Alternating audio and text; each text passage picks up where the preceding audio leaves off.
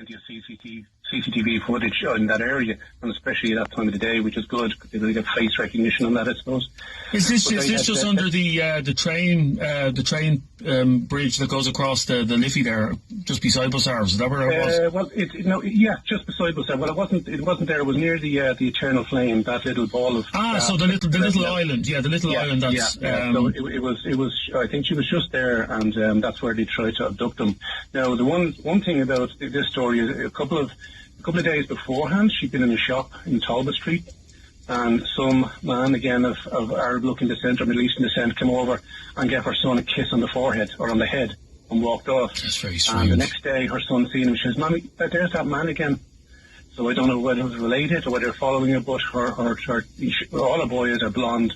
Blonde. Let me go back to this attempted abduction. I'm sure she's traumatised by the whole thing that happened.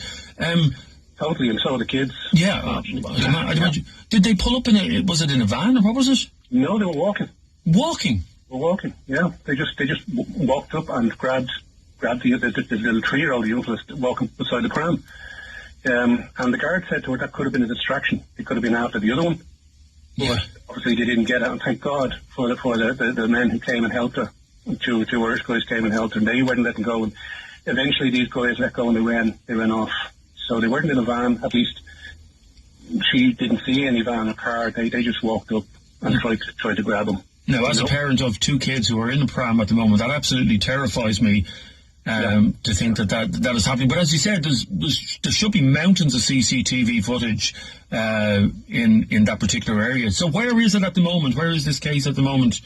Well, the guards have taken are looking into CCTV footage. They've taken DNA from the child's clothing, and so at the moment there's been no word back yet. It was only a week ago, but the guards are taking it very seriously. Thank God, because this is not an unusual event. This happens all over Europe, I believe.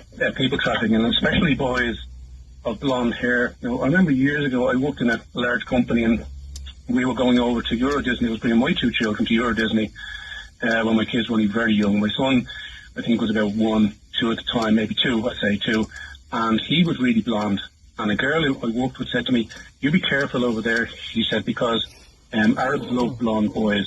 And I thought, I didn't. I know that's a sweeping statement as well. Well, but it's a true statement. I mean, I studied Middle Eastern history and culture for years. Well, I know. When I was in Morocco with our son, people were fascinated by him because he has a full head of blonde hair, and people were, but not in a bad way. They were just fascinated.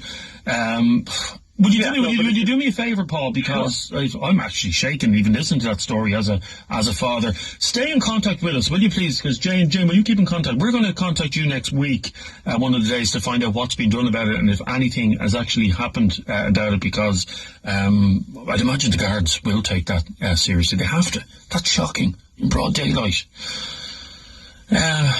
Oisin, very quickly.